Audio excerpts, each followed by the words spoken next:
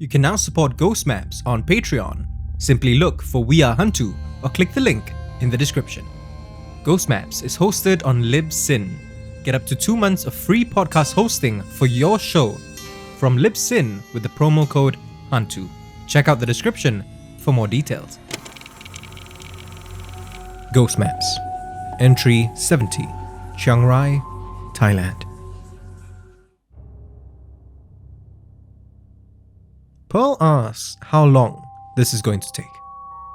She doesn't come across as impatient or in a rush though. I tell her that most of my interviews are usually less than half an hour. And half of that time is dedicated to getting to know my interviewees. This seems to set her at ease. She tells me that her sister is currently looking after her grandmother. My sis is a mother herself, so she can't stay too long, Pearl says. As our drinks arrive at this Jurong East coffee shop, I assure her that she'll be back home in no time.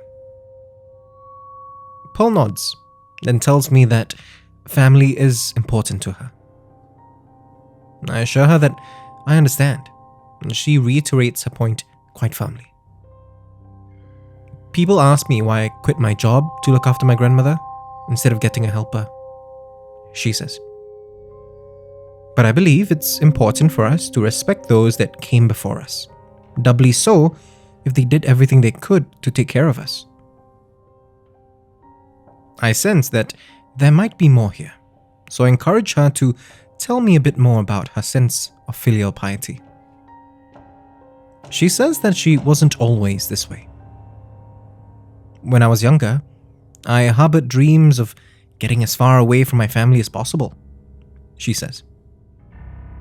After what happened to me when we visited relatives in Chiang Rai though, she continues, trailing off.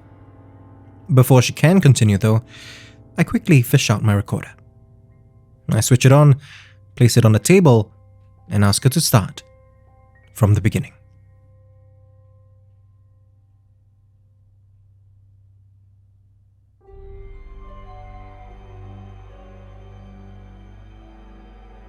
Pearl's family comes from Thailand, specifically a very small village in Chiang Rai. Her father and grandmother moved to Singapore more than 40 years ago. Since then, the family have made it a point to visit relatives back in the village at least once every year. Pearl's uncles, aunts, and cousins, all of whom she had very little in common with. I grew up living in flats and hanging out at Orchard Road, so you can imagine how much I hated visiting this place, Pearl says, looking slightly embarrassed. The village itself was a rural area surrounded by mountains, and everyone lived in 2-story stilt houses. Most of the residents made their living as farmers of some sort, and almost all of them were happy to spend their lives there. Which isn't to say that the village didn't have problems of its own.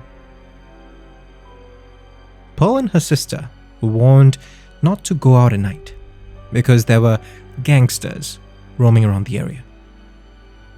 And during monsoon season, storms raged so fiercely and some of the village's roofs had been torn off by the winds. Pearl believes that these dangers and how isolated the village is explain why its residents are such firm believers in the supernatural. I was told that spirits haunted the mountains, she says. It was during one of her family's visits back in 2010 when she first experienced how dangerous this area could be. Pearl was 16 at the time. She had just finished her O-levels, and instead of spending the holidays with her friends, she found herself in what she thought of then as the middle of nowhere. Her disappointment, however, was soon replaced by terror.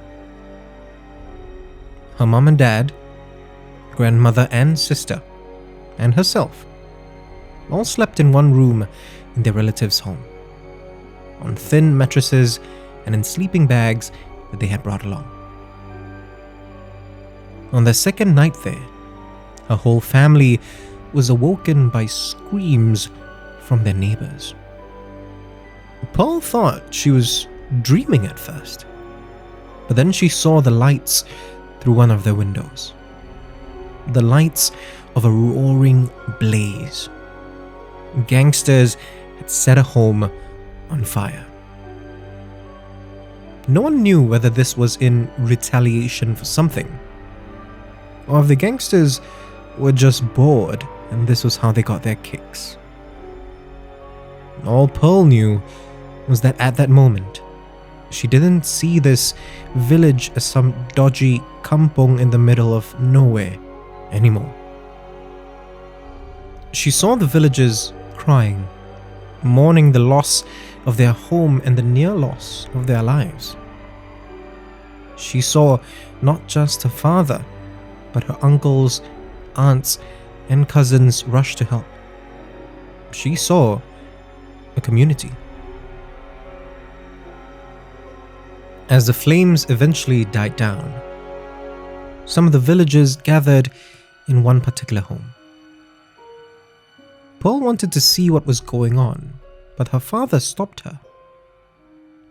"He told me not to go in there," she says, "and he was absolutely insistent that I don't go out at night for the next few nights."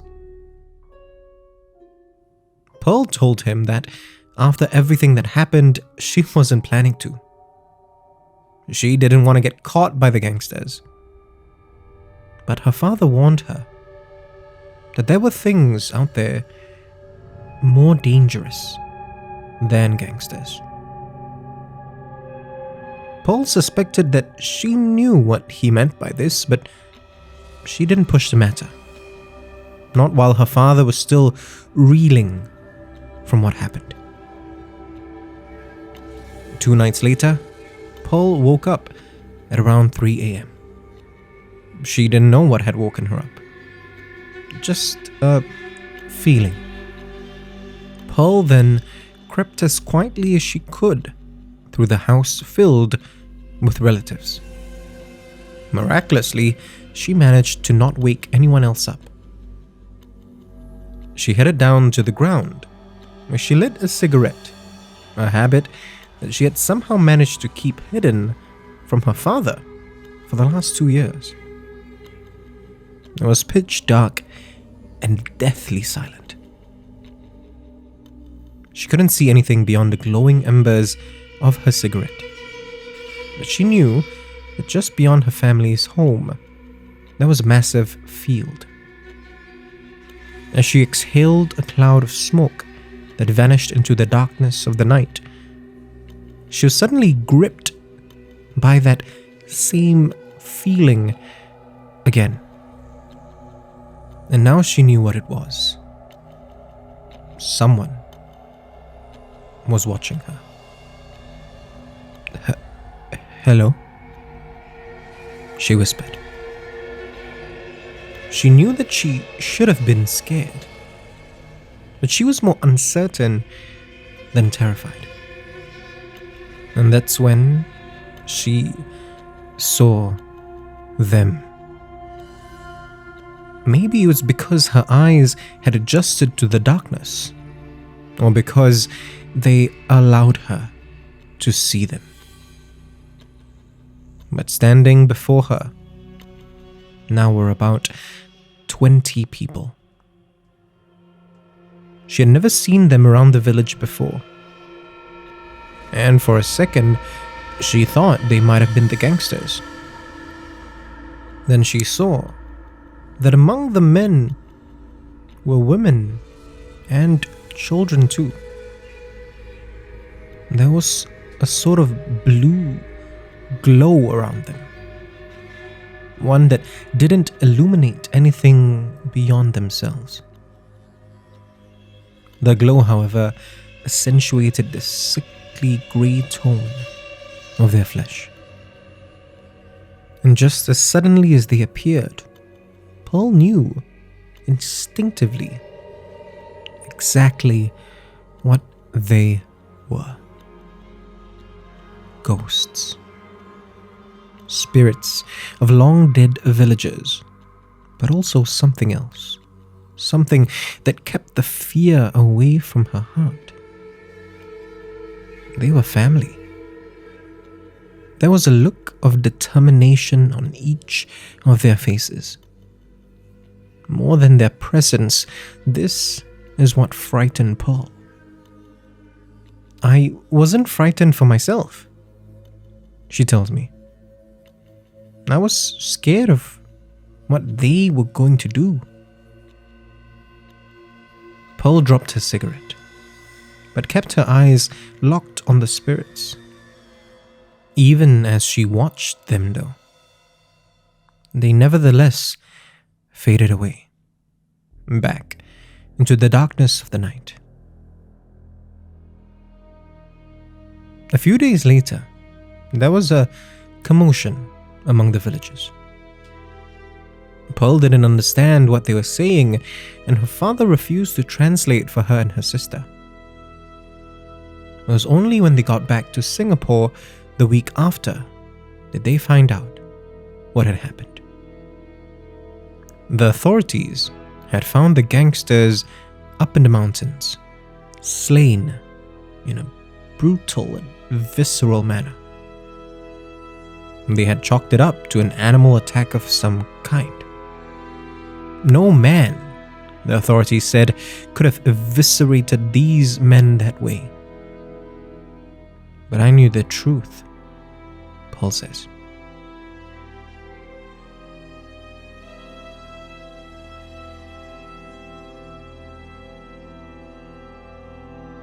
Pearl offers me an almost apologetic smile. Is it terrible that I didn't feel bad for those gangsters and I felt sadder for the spirits? She asks. I tell her that it isn't, but I ask her why. She says that they should be able to rest. They had already been through so much when they were alive, but they were still called upon to help their families even in death. That's why I'm so intent on looking after my grandmother. She did so much for our family as we grew up. I don't know how much more she'll have to do when she's gone, she says, and pauses before she adds, I just want her to have some rest. I nod and tell her that I understand. We sit silently for a moment or two before she gets up and says she has to leave. If you want to discover more of Southeast Asia's other side, subscribe now and follow us on social media. You can also be one of our supporters on Patreon. Look for We Are HANTU or click the links in the description. Ghost Maps is a HANTU production, created by Kyle Ong and Wayne Ray, with art direction by Jolene Lim, and recorded on Audio Technica mics.